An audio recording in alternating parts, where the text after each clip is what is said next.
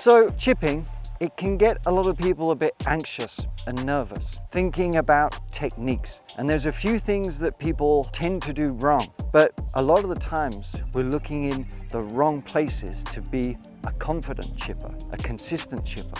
It's something that is the glue that keeps your short game together that no one really talks about, and it's costing you shots every single time you play. Now, before I tell you what I want you to do, this is just to help you see if it's applicable to you, if it resonates. But you know, for most of you, if you apply this principle, it's going to help anyway. But the problem that happens around the greens, no matter what shot we have really, there's tension. And not just in the arms, it's also in the action that we're performing. There's just too much tension and rigidity in our arms here.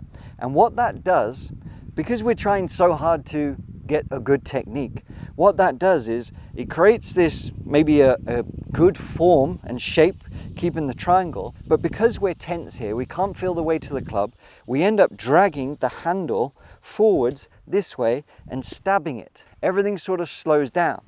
Or we end up having that tension and using the wrist too much to flip through where everything stops. Now these kind of tense sort of techniques create variables in distance control, but also how well you manage the low point, which is really what all of this is about.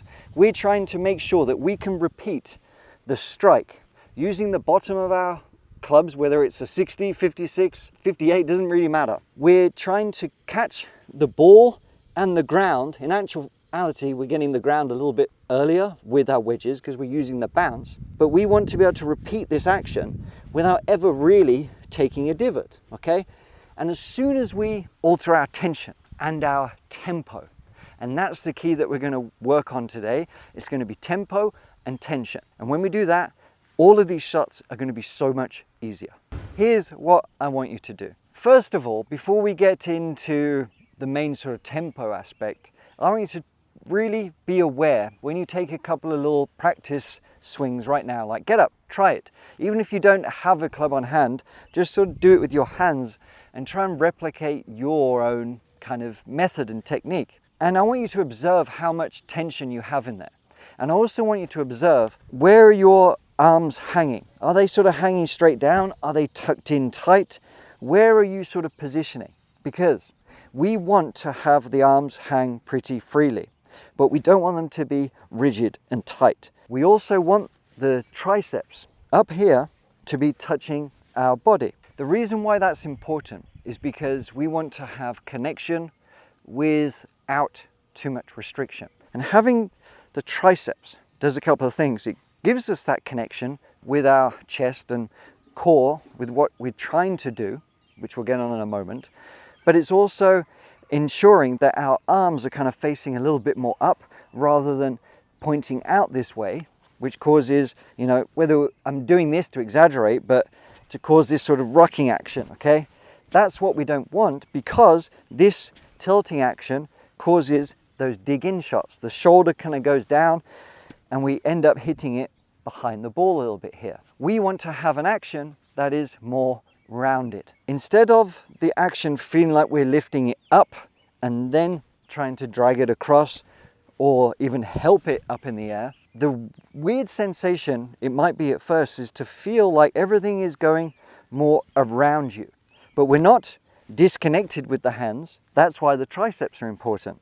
We're keeping that connection here. We've got suppleness, all right? The club weighs an absolute ton. But as I'm turning my sort of core around, I'm letting my hips turn a little bit, but I'm allowing everything to work around me a lot more. And that's shallowing my arc, because if we're more here, it's more shallow rather than digging up and down. Place the triceps on your rib cage here. We're not tucking them in rigid.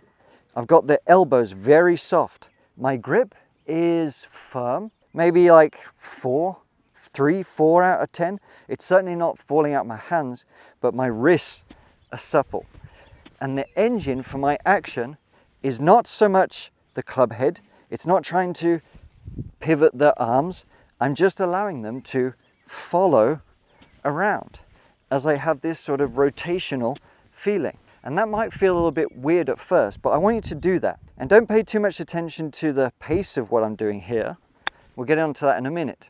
But I want you to try and practice those shots as much as you can with a nice sort of rounded feeling to start getting a good contact. And that's what we're trying to do. That reliable contact that isn't thinning, fatting, or whatever. Now we're going to go on to the tempo. One of the most detrimental things that are going to happen to your short game is the sharp acceleration, where you're trying to take it back slow and controlled, and then you snatch the follow through. That's where a lot of erratic things come from. I want you to do something very different to what you're probably doing. I want you to have a long backswing and a long follow through.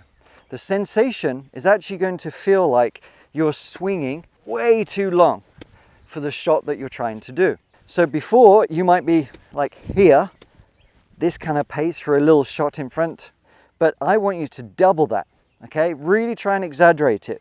Put the pieces in place that we mentioned before, and we're just allowing the club to fall around us. And by doing that, it might feel like you're giving up control, but in actuality, you're gaining control because you're not trying to force it. You're allowing gravity to assist from the structure that you formed. You're allowing gravity, the weight of the club here, to drop and fall around. And you're waiting for the weight to do the work for you. So as I sort of wind up behind me here, make this little rotation, I just let that club fall down. Very little effort. And to make that intention, to swing longer, to swing more fluid, and to stay connected, to have the same tempo throughout, is extraordinary. And I want you to try it right now. What I have here is the G-Force Wedge Trainer, okay? It's a great tool because it has this very flexible shaft, but the club itself weighs pretty much the same as a regular club, so it doesn't feel too awkward. And why this is so good, but kind of tough, and they're going to really help show what I'm trying to get you to feel, is it really sort of encourages you to slow your tempo down. Because if you have a technique that tends to snatch, okay, the ball will often go to the right, or you might hit the shots a little bit fat because you're snatching down that way. So we're trying to do this without flexing this shaft too much. We can't snatch it away. It has to be this smooth rotation, and it takes a little bit of getting used to. But once you start to trust the tempo and to trust the method of just being a little bit more rounded, you start getting a bit more control, and you realize that you don't have to force your hands, you don't have to force the action. Your setup and your intention of nice fluid movement, keeping everything moving, is going to give you a nice confident technique. It's a great training aid, and it does so much more than just chipping. It's great for bunker shots, pitch shots as well. So you can check out more about it below. Here's what you do. Piece it together. Get your setup nice and supple with the arms. Triceps connected. Now I'm going to turn and keep rotational, but a nice sort of fluid action as I come through. Now, that's going to be so much better for you, but you've got to trust it, and you do have to practice it. Even if it's just at home, really try and elongate your action and let the club do the work for you. You'll be very surprised at how much better it helps all of your short game. Thanks for watching.